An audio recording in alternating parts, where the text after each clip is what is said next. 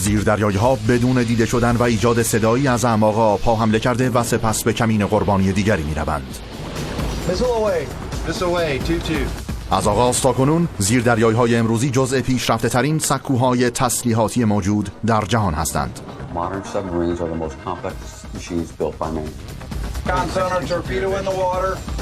برای یک سفر هیجان انگیز آماده شوید و نسل‌های فناوری را مشاهده کنید و ببینید چطور زیردریایی‌ها تبدیل به مخرب‌ترین سیستم حمل تسلیحات در جهان شدند. حالا زمان موشک‌های بالستیک رسیده.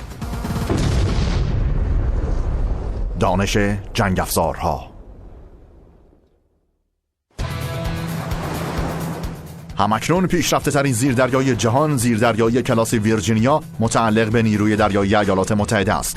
این زیردریایی‌ها قیمتی معادل 2.6 میلیارد دلار دارند. ارزان نیستند، ولی کاملترین جنگاور دریایی میباشند. این زیردریایی‌ها می‌توانند در آب و خشکی به کمک اژدرها و موشک‌های تاماهاک سنگین وزن و توانایی قرار دادن تیم‌های ویژه نیروی دریایی در درون خود برای عملیات ویژه بر میدان جنگ تسلط کامل داشته باشند.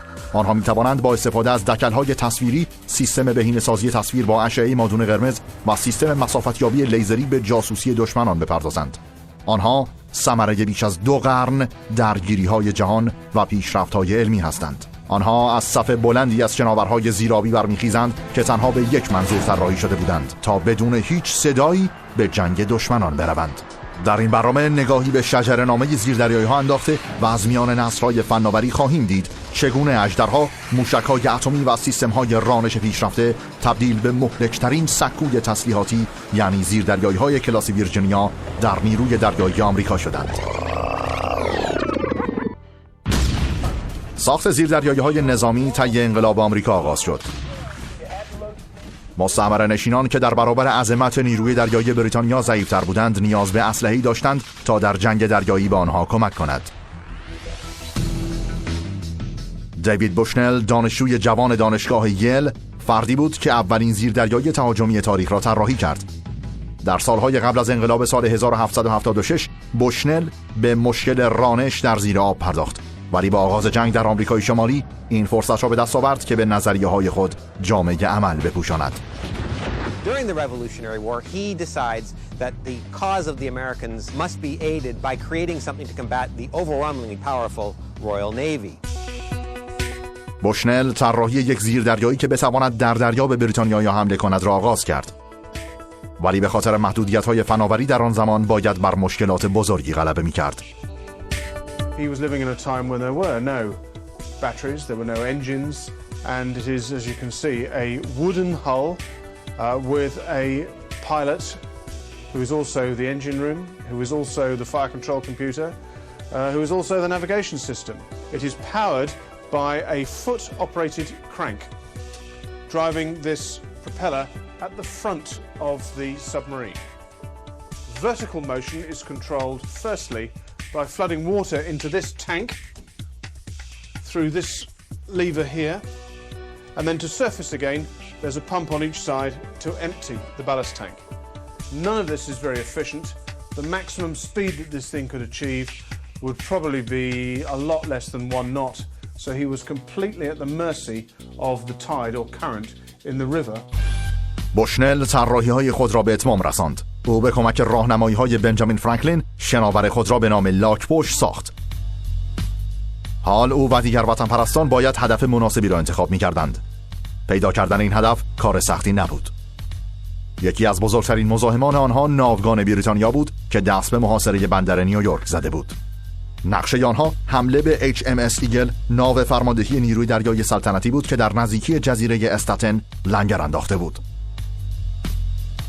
And the idea was quite simple, that a bomb could be attached to the bottom of HMS Eagle from the dived turtle using the auger with the rope coming to this watertight box inside which was a charge of gunpowder. مردی که به عنوان اولین خدمه زیردریایی نظامی تاریخ انتخاب شد، گروهبان عزرا لی بود. در شب 6 سپتامبر 1776 لی در حالی که به خوبی کشتی HMS ایگل را میدید از ساحل به راه افتاد. او پس از ساعتها رکاب زدن خسته کننده که باعث چرخش پروانه جلویی میشد، در فاصله مناسب برای حمله به دشمن قرار گرفت. حالا نوبت مرحله دوم حمله بود. مواد منفجره باید به سطح زیرین کشتی HMS ایگل متصل میشد. لی با پر کردن مخزن تعادل به زیر آب رفت. با قرار گرفتن در موقعیت او با دستان خود شروع به حفر سوراخی در زیر HMS ایگل به وسیله مته‌ای که روی زیردریای لاک‌پشت تعبیه شده بود کرد. ولی مشکلی در سر راه قرار دارد. هیچ سر جای خود قرار نمیگیرد و ذخیره اکسیژن وی پس از ساعتها کار فرساینده رو به اتمام است. مأموریت به شدت در مخاطره قرار گرفته و سرنوشت امید مستعمره نشینان به شکست محاصره نامشخص است. لی نمیدانست که بدنه HMS ایگل با صفحه های فلزی پوشانده شده. پیچ مته زیردریای لاک‌پشت به جای حفر چوب داشت روی فلز را ساییده می‌کرد. The bottom of the ship was covered in copper plates to prevent the attack of the teredo worm, which also prevented the attack of the turtle. لی دوباره تلاش می‌کند ولی باز هم نمی‌تواند حفره‌ای در بدنه کشتی HMS ایگل ایجاد کند. با نزدیک شدن روشنی روز لی تصمیم می‌گیرد عملیات حمله را متوقف کند. Fortunately, is unable to get the screw that he wanted to use to implant the charge into the hull of the Eagle, and in the end has to give up, detonating the charge on his way home and causing quite a stir in New York Harbor. از نظر تاکتیکی این عملیات موفقیت آمیز نبود، ولی نیروهای بریتانیا از ترس خطر حمله از زیر آب همانطور که مستعمره نشینان می‌خواستند دست از محاصره برداشتند. پیروزی استراتژیکی که آنها به دنبالش بودند به دست آمده بود. با زیردریای لاک‌پشت بوشنل نوید آینده داده بود. It's interesting to reflect that in this crude wooden barrel is everything that exists in a modern submarine. You have a system for propelling it, you have a system for diving, and a system for surfacing, a system for controlling it while you're underway, and perhaps most importantly, which makes it a weapon, something to deliver to make your effort worthwhile. زیردریایی‌های مانند لاک‌پشت علی‌رغم توانایی که داشتند باید برای حمله به هدف خود بسیار نزدیک می‌شدند. زیردریایی‌ها برای رفتن به مرحله بعدی نیازمند سیستم تسلیحاتی بودند که حمله از فاصله دور را برای آنها امکان پذیر سازد. Well, you don't know we're there until the explosion rips the hull right out from underneath. دانش جنگ افزارها. دانش جنگ افزارها.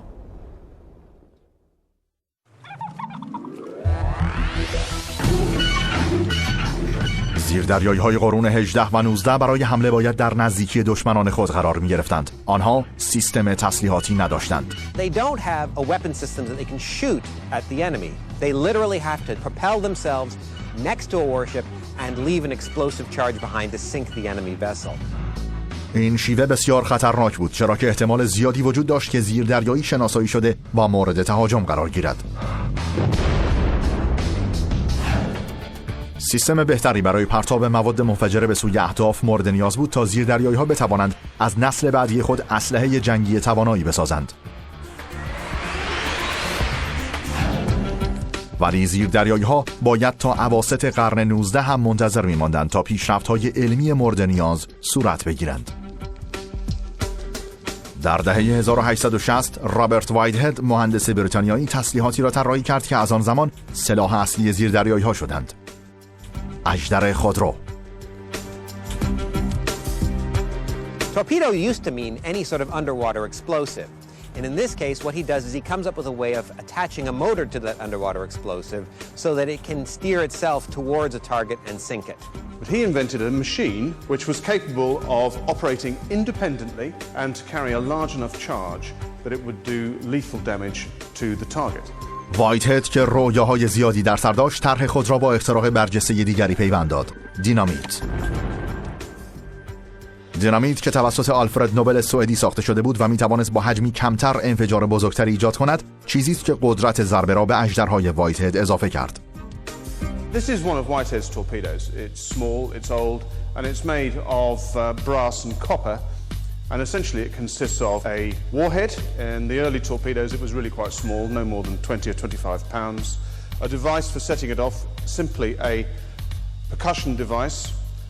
A cylinder full of air, which was its propulsion medium. And then a simple reciprocating engine which used the compressed air to drive the counter-rotating propellers. The secret was how he got it to stay on depth. And it essentially had a very simple pressure switch which sensed water pressure and then controlled the vertical rudders here. So it would stay on depth to within a few feet, certainly close enough to the intended depth that it would strike the most vulnerable part of the ship. اختراع وایتد موفقیت آمیز بود. در قرن 19 هم بیشتر نیروهای دریایی از آن استقبال کردند. ولی اژدرها باید تا آغاز جنگ جهانی اول صبر می‌کردند تا به صورت عمده در نبردها مورد استفاده قرار گیرند. طی یک درگیری در ماه سپتامبر 1914 توانایی مسلم اژدرها به نمایش گذاشته شد و آن روز به عنوان یکی از سیاه‌ترین روزها در تاریخ نیروهای دریایی سلطنتی بریتانیا شناخته شد. در صبحگاه 22مین روز ماه سپتامبر اتو ودینگتن فرمانده زیردریایی آلمان‌ها 3 کشتی کندروی نیروی دریایی سلطنتی را مشاهده کرد. او که شانس خود را باور نمی‌کرد آماده حمله شد. ودینگتن همراه با فرمان شلیک یک اژدر به کشتی میانی با پریسکوپ زیردریایی U9 به تماشای حادثه پرداخت. اژدر مستقیما حرکت کرد و به بدنه کشتی برخورد کرد و میان فواره‌ای از آب منفجر شد. 2 کشتی دیگر به کمک بازماندگان شتافتند. ودینگتن که موقعیت بهتری را مشاهده کرده بود به آن 2 کشتی نیز حمله کرد و آنها را غرق نمود. طی زمانی کمتر از 1 ساعت 3 کشتی و 62 افسر و 1397 درجه‌دار نیروی دریایی سلطنتی از بین رفتند. این بیشترین میزان تلفات در آبهای بریتانیا بود. This disaster convinces the Royal Navy they must take submarines seriously. ولی در دست داشتن یک سیستم تسلیحاتی مخرب هیچ فایده‌ای ندارد مگر آنکه از طرز استفاده آن آگاه باشید. در میدان جنگ فرمانده یک زیردریایی برای بهترین راه استفاده از اژدرها در مقابل دشمن حق انتخاب دارد. Hitting the side of a surface ship will probably sink it. Detonating underneath will certainly break its back, make it impossible to tow home, to repair, and will almost certainly sink it. If you imagine that my hands together like this and my arms are the hull of a ship, as the torpedo passes underneath it and explodes, you'll get certainly the shock lifting the ship, and then you get this large bubble formed of all the explosive gases. Then the ship falls back into the bubble and breaks in two. Bearing mark 329. و برای اینکه اکثر کشتی‌ها هدف‌های متحرکی هستند، هدفگیری اژدرها عملیاتی حیاتی است. Just like you do when you're hunting and you're trying to maybe shoot a bird, is you have to not only see where the bird's at, but to predict where that bird is going and then to lead the shot. And the same thing you have to do with the torpedo, because the torpedo is relatively slow. It's not like a rifle shot. It's going out there, and you have to predict where that boat's going to be in the future to accurately place a weapon on that target. اگر پیش‌بینی‌ها درست باشد، دشمن هرگز نخواهد فهمید که از کجا ضربه خورده. Well, you don't know we're there until the explosion rips the hull right out from underneath. علیرغم پیشرفت‌ها در زمینه رانش و هدایت اژدرها در دهه‌های 1920 و 1930، آنها در آغاز جنگ جهانی دوم هنوز تکامل نیافته بودند. For the first half of the 20th century, torpedoes are the most complicated weapons invented. During the early stages of the Second World War, both the German and American navies have trouble with their torpedoes. ایراد فنی که تمامی خدمه زیردریایی‌ها از آن هراس داشتند، اژدرهایی بودند که به صورت مدور حرکت می‌کردند. Also, these did not always run hot, straight, and true, which tragically sank Commander Kane's ship, the Tang, within 20 seconds of the torpedo being fired. The last one they were firing at an enemy ship, it circled around and struck the side of our own ship. این مشکل به تدریج رفع شد و اژدرهای آمریکایی خسارت‌های زیادی را در جنگ جهانی دوم به نیروی دریایی ژاپن وارد کردند. با آغاز جنگ سرد مبارزات دریایی دچار تغییر شد. زیردریایی‌ها نه تنها به کشتی‌های روی آبی بلکه باید به زیردریایی‌های دیگر نیز حمله می‌کردند. اژدرهایی که با ژیروسکوپ‌ها کنترل می‌شدند به میزان کافی دقیق نبودند. سیستم هدایت سیمی که برای اولین بار توسط دانشمندان آلمانی در جنگ جهانی دوم ساخته شده بود، به خلبانان جنگنده‌ها و هلیکوپترهای نظامی اجازه می‌داد تا موشک‌های هوایی را به سمت اهداف هدایت کنند. نسل بعدی اژدرها با به کارگیری این شیوه در زیر آب این قابلیت را داشتند تا به صورت الکترونیکی و بدون هیچ درنگی توسط سیمی بلند که از اژدر به زیردریایی متصل شده بود هدایت شوند. حالا زیردریایی‌ها می‌توانستند به هر هدف متحرکی در زیر یا روی سطح آب حمله کنند. The wire, which might be several tens of kilometers long, runs from the electronics in the torpedo into the fire control system of the submarine, so that it can tell you what it is doing. So you can tell the torpedo to go left, go right, go and search over here, and the torpedo can then come back and say, well, I've found something, is this the target? You then have the ability to say yay or nay. پیشرفته‌ترین اژدرهای امروزی به شکل بیسیم هم موجود هستند. اژدرهای مارک 48 ADCAP بدون سیم شلیک می‌شوند و خود به سوی هدف می‌روند. پس از پایان جنگ جهانی دوم تنها تعداد کمی اژدر از روی خشم به سمت دشمنان شلیک شدند. آخرین مورد آن در سال 1982 و جنگ فالکلند بود که طی آن زیردریایی HMS کانکرر به ناو آرژانتینی ژنرال بلگرانو حمله کرد. ژانتی پاویس افسر هدایت زیردریایی کانکرر در روز حمله بود.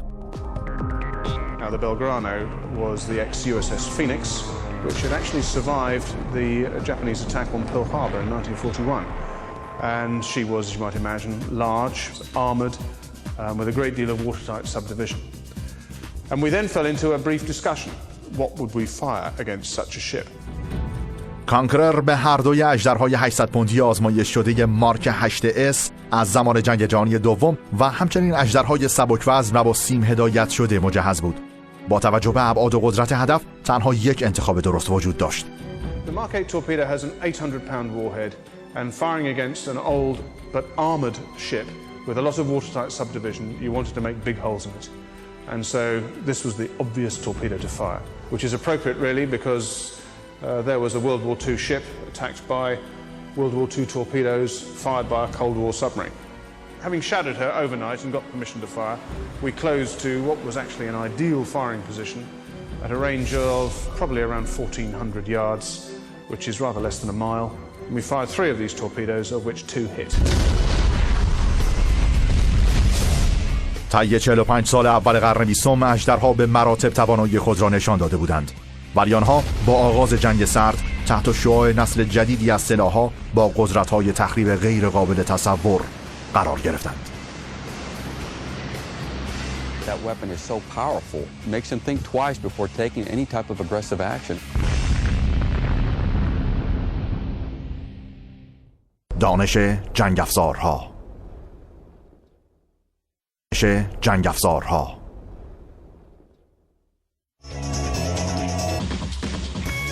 با فرارسیدن سال 1945 دنیا وارد جنگ سرد شد. طی سالها تنش سرد زیردریایی‌ها دچار تکامل ریشه‌ای شدند. حالا آنها پیشروی آرماگدون هسته‌ای هستند. The Cold War is a 45-year-long confrontation between East and West, and submarines are the one way that confrontation is played out at sea. Both sides' submarines are playing a long-term cat-and-mouse game with one another, trailing and following one another's boats in a game that is a preparation for a war that they hope to prevent. با ظهور همجوشی هسته‌ای سلاح‌های بزرگتر و قدرتمندتری از اژدرها پیشی می‌گیرند. موشک‌های بالستیک هسته‌ای. با توجه به ابعاد و لازمه شلیک آنها به صورت عمودی در هوا، نسل جدیدی از زیردریایی‌های مخصوص حمله آنها باید طراحی و ساخته شوند. تبار این زیردریایی‌های حامل موشک به جنگ جهانی دوم باز می‌گردد. در حالی که روند جنگ به نفع هیتلر نبود، او دستور ساخت تسلیحات انتقامی را برای بازگرداندن شانس آلمان صادر کرد. یکی از این سلاح‌ها که توسط ورنر فون بران مهندس نابغه آلمانی ساخته شد، موشک دوربرد V2 بود. با استفاده از این فناوری جدید، نازی‌ها حمله جسورانه‌ای را طرح‌ریزی کردند. Well, one of the problems for the Germans was that they couldn't threaten the Americans. And so the idea was that if they had this wonderful weapon, the V2, by putting it inside a towed body behind a submarine, they could sneak it across the Atlantic. And with perhaps not particularly precise navigational accuracy, but they could certainly attack an American city. قبل از آن که نازی‌ها فرصت عملی کردن این نقشه را داشته باشند، جنگ به پایان رسید. ورنر فون بران به ناسا پیوست و موشک‌های بزرگتری ساخت که در نهایت انسان را به ماه رساندند. پس از جنگ جهانی دوم رابطه میان ایالات متحده و اتحاد شوروی به سرعت سرد شد. این دو متحد سابق به مسابقه تسلیحاتی که هر کدام از آنها سعی در پیشی گرفتن از آن دیگری را داشتند وارد شدند. در ابتدا آمریکایی‌ها جلو افتادند، اما با انجام مهندسی معکوس روی فناوری موشکی به دست آمده از آلمان‌ها اولین سیستم موشکی کاربردی در زیردریایی‌ها ایجاد شد. موشک رگولوس که از روی عرشه زیردریایی شلیک می‌شد، برد زیادی داشت و دارای قدرت هسته‌ای هم بود. The development of the Regulus missile was originally envisioned as a nuclear-tipped missile. She was a cruise missile that could be launched from submarines. Basically, what would happen is a submarine would have to surface. They would then, in these two compartments, which were watertight, remove the missile, do some final assembly, and then launch the missile. The Regulus missile was basically what the cruise missile is today, where it was a guided missile. In other words, we fired it, but either we would guide it to the target electronically, or if we fired the Regulus missile to a very long-range target, there would be another submarine that had the capability of picking up that missile and guiding it. زیردریایی باید به روی آب می آمد و موشک رگولوس روی عرشه آماده می شد. این کار زمان بر بود و زیردریایی را تبدیل به هدفی آسان و بی‌دفاع می کرد. When we surfaced, we had 7 minutes to fire and then submerge. But that 7 minutes you're vulnerable to attack. این ارتباط میان موشک‌های نازی و موشک‌های رگولوس هنوز هم وجود دارد. موشک‌های تاماهاک که از زیردریایی‌ها شلیک می‌شوند بخش مهمی از ذراتخانه ارتش ایالات متحده را تشکیل می‌دهند.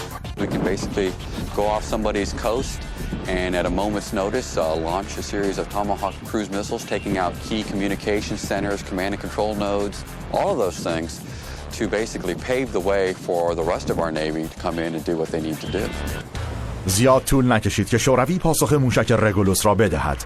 آنها زیردریایی‌هایی را به آب وارد کردند که می‌توانست موشک‌های بالستیک را از درون بدن شلیک کند. آنها برای منظور باید بر روی آب می‌آمدند، ولی نیروهای شوروی می‌توانستند زیردریایی‌های خود را کنار شهرهای آمریکا قرار داده و بدون هیچ اخطاری دست به حمله بزنند. These missiles could not be fired from a dive submarine. You had to surface and jack the thing up and then fire it from the top of the fin.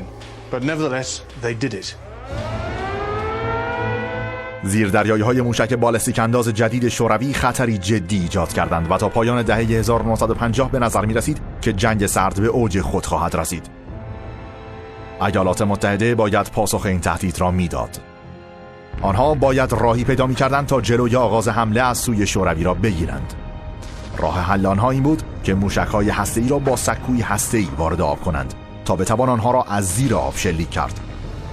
مقامات شوروی می‌دانستند که این زیردریایی‌های حامل موشک‌های بالستیک غیر قابل شناسایی و در نتیجه نابود نشدنی بودند و با قرار گرفتن در ساحل آنها حمله انتقام جویانه مسلم بود. حالا این جنگ سرسخت نتیجه‌ای داشت که برای دو طرف مخرب بود.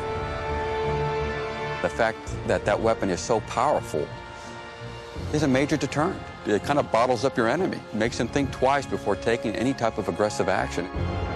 خانواده جدید و بزرگتری از زیردریایی‌ها باید ساخته می‌شد تا با موشک‌های هسته‌ای وفق داده شوند. طراحان نیروی دریایی ایالات متحده دست به کار شدند و کار روی USS جورج واشنگتن، اولین زیردریایی که قرار بود حامل موشک هسته‌ای پولاریس باشد، آغاز شد. ترکیب زیردریایی جورج واشنگتن و موشک پولاریس که تنها طی 3 سال طراحی و ساخته شده بود، یک معجزه مهندسی به حساب می‌آمد. It is remarkable that this weapon system was conceived, designed, built, tested and entered into service in a really remarkably short time. پیشرفت کار در این بود که چطور زیردریایی جورج واشنگتن موشک‌ها را از زیر آب پرتاب می‌کرد. موشک با استفاده از گاز فشرده از مجرای شلیک به صورت عمودی به طرف سطح آب پرتاب می‌شد. سپس سیستم رانش با سوخت موتوری آن با استفاده از سطح آب به عنوان سطح پرتاب موشک را شلیک می‌کرد. زیردریایی جورج واشنگتن اولین موشک هسته‌ای پولاریس را در سال 1960 از زیر آب اقیانوس شلیک کرد. 2 سال بعد هم توانایی خود را در بحران موشکی کوبا به نمایش گذاشت. زیردریایی‌های کلاس جورج واشنگتن در دریای کارائیب به کار گرفته شدند. حضور آنها نیروی شوروی را متقاعد به عقب نشینی کرد. The purpose of the submarine was the same as its purpose is now, to dissuade attack. You are the ultimate demonstration of the political will of the country to be defended. به باور بعضی‌ها زیردریایی‌های حامل موشک‌های هسته‌ای موفق‌ترین زیردریایی‌های تاریخ هستند. آنها وظیفه خود را تمام و کمال انجام دادند و جلوی جنگ هسته‌ای میان دو ابرقدرت را گرفتند. متخصصان این مسئله را حاصل اثر بازدارنده زیردریایی‌های هسته‌ای می‌دانند. If we can win a war by never having to fire a single shot, then we've done our job. And for ballistic missile boats, that is the ultimate measure of success. That we go to sea and we come back with all our missiles still on board. فناوری هسته‌ای قدرت ضربه زیادی ایجاد می‌کند، ولی مهار نیروی هسته‌ای برای رانش زیردریایی‌ها باعث افزایش توانایی‌های آنها بیشتر از هر زمان دیگر می‌شود. Fleet exercise after fleet exercise, Nautilus was just dominating those exercises, and it really proved the tactical advantage that they provided. دانش جنگ افزارها. جنگ افزارها.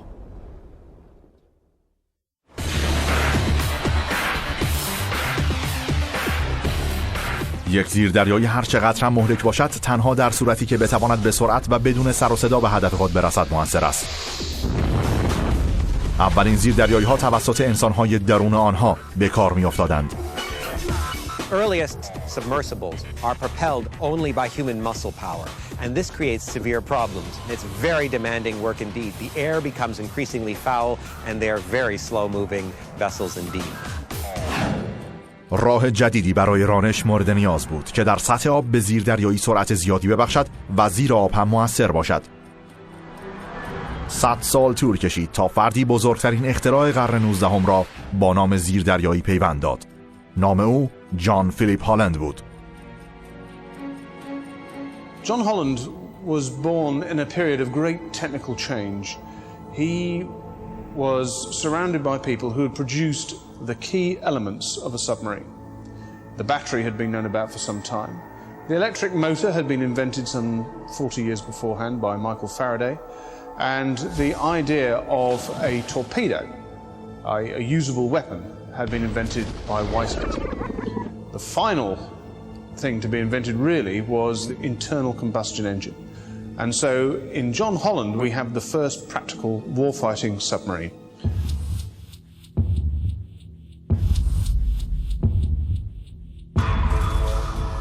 پیشرفتی که جان هالند ایجاد کرد ترکیب تمامی این اختراعات در طراحی کاربردی و قابل اطمینان بود. در زیردریایی او از موتور درونسوز برای روی سطح آب استفاده شده بود و برای حرکت مخفیانه در زیر امواج و حمله پنهانی از نیروی باتری استفاده می‌شد.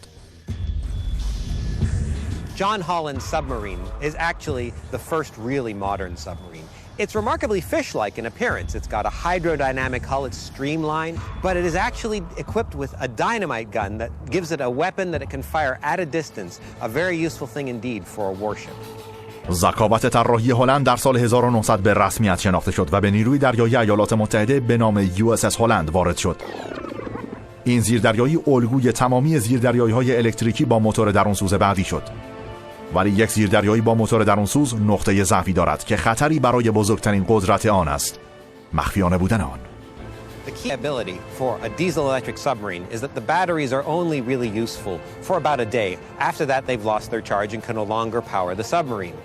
That forces a submarine to surface, giving up its advantages of concealment, and run on the top of the water so that it can charge its batteries for further submerged cruising. 50 سال دیگر طول می‌کشید تا این مشکل حل شود و بخش دیگری به شجره‌نامه زیردریایی‌ها اضافه گردد. راه حل آن توسط دانشمند نازی در جنگ جهانی دوم با استفاده از فناوری که از هلندی‌ها به سرقت برده بود کشف شد. During the Second World War, the German army conquers the Netherlands, and at that time the German Navy gets a very important invention known as the Schnorkel. The Schnorkel is designed to allow a submarine to draw air while submerged. It's essentially a tube that runs up from the top of the submarine into the air above with a valve on top to make sure that no water comes in. That allows the submarine's diesel engines to get some air to run the diesels and also refresh the air inside the boat, which allows the submarine to charge its batteries while submerged. نازی‌ها که مخفیانه این زیردریایی را طراحی کرده بودند امید داشتند که با قرار دادن لوله تنفس روی زیردریایی‌های خود تهدیدی برای ناوگان متفقین باشند و جریان جنگ را تغییر دهند. ولی در نهایت آلمان نازی قبل از آنکه زیردریایی‌های مجهز به لوله تنفس آنها تأثیری در نتیجه جنگ جهانی دوم داشته باشد سقوط کرد. با این وجود فناوری که آنها پیشگام آن بودند از آن زمان بخش جدای ناپذیر طرح زیردریایی الکتریکی دیزلی بوده. توسعه سیستم رانش زیردریایی کار آسانی نبود. تاریخ زیردریایی‌ها انباشته از بن‌بست‌های خطرناک است.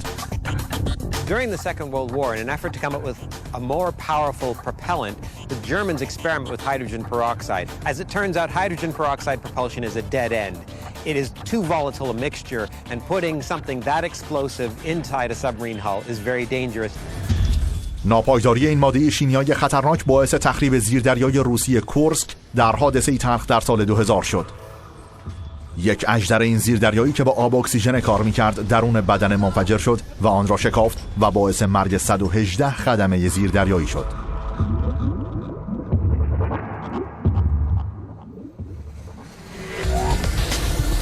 تلاش‌هایی صورت گرفت تا از دیگ‌های بخار برای رانش زیردریایی استفاده شود که در نهایت ناموفق بود. Steam engine had been used by several nations. The problem was that in order to dive, you had to douse the boilers, you had to remove this huge source of heat, you had to shut the intakes and outtakes, i.e. the funnels, and they took something of the order of half an hour to dive. Clearly not a successful design. ولی نیروی بخار کلیددار بزرگترین پیشرفت‌ها در سیستم رانش زیردریایی و درگاه عصری جدید بود. البته نه از طریق گرم کردن دیگ بخار با زغال سنگ، بلکه با انرژی هسته‌ای. A nuclear-powered submarine uses the reactor on board to generate a great deal of heat to turn water into steam. That steam is then pressurized and pushed through turbines that provide the power both for propulsion and for lighting and air conditioning and heating on board the submarine. تا پایان دهه 1940 نیروی دریایی ایالات متحده پروژه‌ای را آغاز کرد که تگان راکتور اتمی را کوچکتر ساخته تا در بدن یک زیردریایی جای گیرد. برای موفقیت این پروژه رهبری قوی و با انگیزه لازم بود. هیمن ریکوور کسی بود که برای این مسئولیت انتخاب شد. Well, Admiral Rickover truly is the father of the nuclear navy. This man was singularly driven, had a vision, and aggressively pursued it. The fact that we were able to put a nuclear power plant in the small, cramped confines of a submarine is truly an engineering marvel, and the man made it happen. زیردریای لولا که نام پرمهری داشت پس از ساخت در سال 1954 با نام USS ناتیلوس وارد نیروی دریایی ایالات متحده شد و زیاد طول نکشید که ناتیلوس و نیروگاه هسته‌ای لیاقت خود را ثابت کردند. Nautilus was a major paradigm shift in submarine design, submarine operations, submarine tactics. Fleet exercise after fleet exercise, Nautilus was just dominating those exercises, and it really proved the tactical advantage that they provided. زیردریای الکتریکی دیزلی کند بود. تنها میتوانست چند روز زیر آب باقی بماند و بعد نیاز به سوختگیری داشت. زیردریایی‌های هسته‌ای مانند ناتیلوس سریع بودند. می‌توانستند ماه‌ها زیر آب باقی بمانند و تنها با یک بار سوختگیری صدها هزار مایل را طی کنند. مزیت‌های آنها در زمان جنگ بسیار زیاد بود. Nuclear power really provided us an enormous advantage that we never had before, and basically gave the initiative back to the submarine force. Even after we conducted our initial attack, we still maintained that advantage because we could run away, disengage, and then re-engage at a moment of our choosing. با وجود نیروگاه هسته‌ای، زیردریایی‌ها دیگر می‌توانند نامرئی شوند.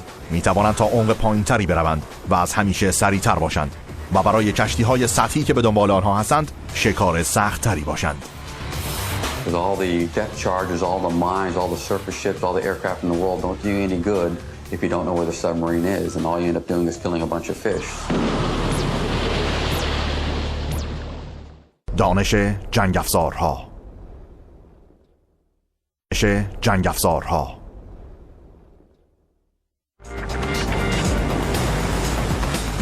زیردریایی‌های هسته‌ای آنقدر تهدیدآمیز هستند که هر کسی بخواهد آنها را شکار کند باید دست به هر کاری بزند.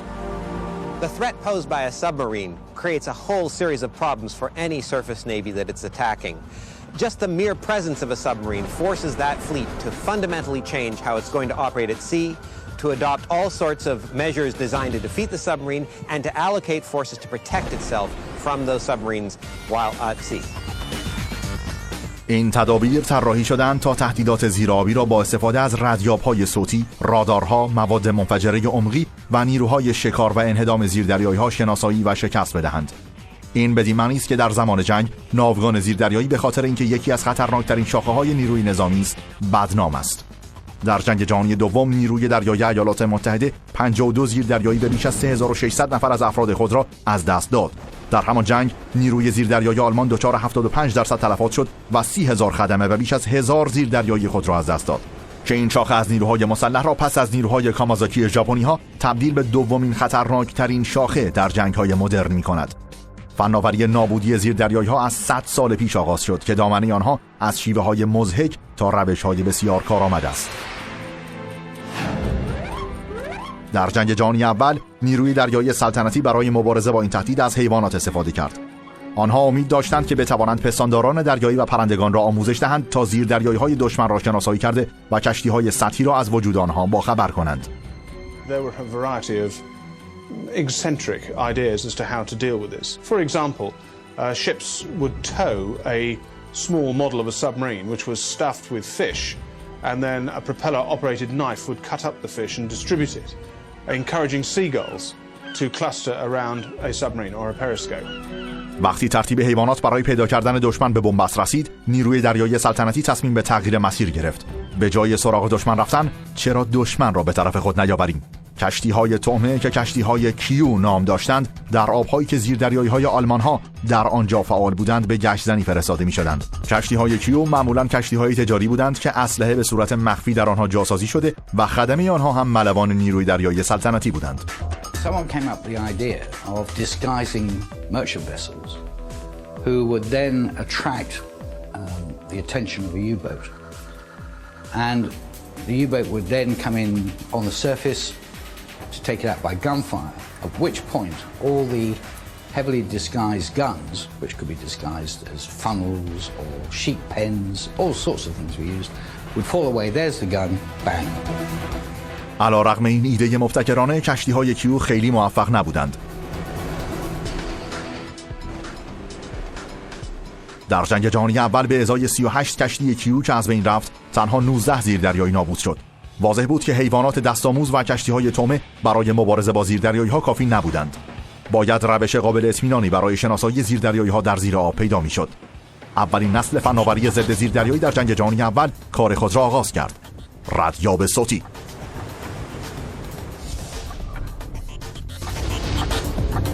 There are two types of sonar, active and passive. Passive sonar, you simply listen. Everything in the sea makes a noise to some degree, and if you've got a sensitive enough receiver, you can hear that noise and deduce the bearing, but not the range of the target. Active is the one that everybody thinks about, the one that makes the ping into the water. You simply transmit this pulse and then listen for the echo, and the echo will give you a range and a bearing of the target. ردیاب‌های صوتی محیط اطراف زیردریایی را تبدیل به دشمن آن کردند. هر صدایی که از موتور یا خدمه زیردریایی تولید میشد قابل شنیدن و موقعیت زیردریایی قابل محاسبه بود. پیدا کردن زیردریایی اولین قدم است. پس از شناسایی باید نابود شود. و فناوری لازم برای این کار در سال 1916 توسط نیروی دریایی سلطنتی ابداع شد. Depth charges are invented during the First World War when the Royal Navy creates a weapon that they will consider a sort of droppable mine that they can sort of roll off of the back end of a ship, typically the size of a barrel, filled with explosives and with a depth gauge on it so you can set at which depth they're going to detonate. ردیاب صوتی و مواد منفجره عمقی با هم مخرب زیردریایی‌های جنگ جهانی اول و دوم بودند.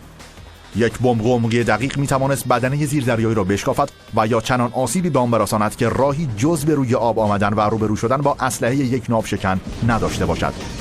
این تجربه برای کسانی که با بمب‌های عمقی مورد حمله قرار می‌گرفتند فراموش نشدنی بود.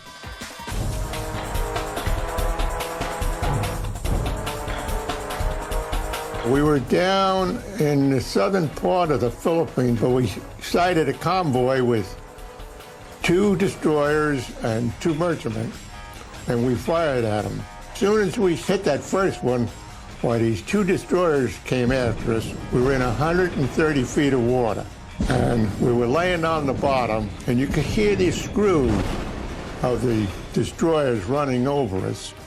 And when the depth charge was in the water, you would hear a loud click. And that was the igniter. And as soon as the igniter went off, then you heard the boom. And then the boat would rock, and it'd shake you. It's like going over a bump in the road. You'd bounce like. Lights were blowing out, cork would come off the bulkheads. I think it was 9 or 10 hours. We took a total of 98 depth charges. You perspired a lot. It was hot. Of course, I suppose everybody's saying their prayers. We finally brought the boat up to periscope depth, and we looked around, and we didn't see anything. So we hightailed it out of there. تعداد زیاد بمب‌های عمقی که برای از بین بردن یک زیردریایی لازم بود، آنها را ناکارآمد می‌کرد. کوچکترین اشتباه در محاسبه باعث می‌شد که بمب‌ها در جای اشتباه منفجر شده و زیردریایی دشمن نجات پیدا کند و برای مبارزه دیگر باقی بماند. تکامل فناوری بمب‌های عمقی باعث ایجاد قاتل بی‌رحم زیردریایی‌ها شد. این سیستم تسلیحاتی که جوجه تیغی نام دارد، مشکل دردسرسازی را برای زیردریایی‌هایی که با آن روبرو می‌شدند ایجاد می‌کرد. The Hedgehog consists of about 30 small bomblets. Each bomblet about 30 pounds. 30 pounds against the hull of a submarine is lethal. It will punch a hole. So the aim here is you're replacing one big charge with 30 little ones. در طول نبرد آتلانتیک در جنگ جهانی دوم، بمب‌های جوجه تیغی میزان انهدام زیردریایی‌ها را از 7% به 35% رساندند. تا به حال هیچ زیردریایی از برخورد مستقیم با بمب جوجه تیغی نجات نیافته است. از سال 1943 به بعد ترکیب ردیاب صوتی و بمب‌های عمقی زیردریایی‌های نیروی متحدین را در هم کوبیدند. این مسئله به همراه شکستن کدهای فوق محرمانه انیگما که آلمان‌ها از آن برای ارتباط با زیردریایی‌هایشان استفاده می‌کردند، بالاخره خطر زیردریایی‌های آلمانی را از میان برداشت. ولی درست زمانی که زیردریایی‌ها از کار افتاده به نظر می‌رسیدند، نقطه تحولی در فناوری همه چیز را دگرگون ساخت. با رسیدن انرژی هسته‌ای، زیردریایی‌ها می‌توانستند مدت زمان بیشتری در زیر آب بمانند، سریعتر حرکت کنند و سخت‌تر شناسایی شوند. Nuclear propulsion for submarines makes it infinitely harder for warships to try and attack them successfully. They're fast and they are much more difficult to attack.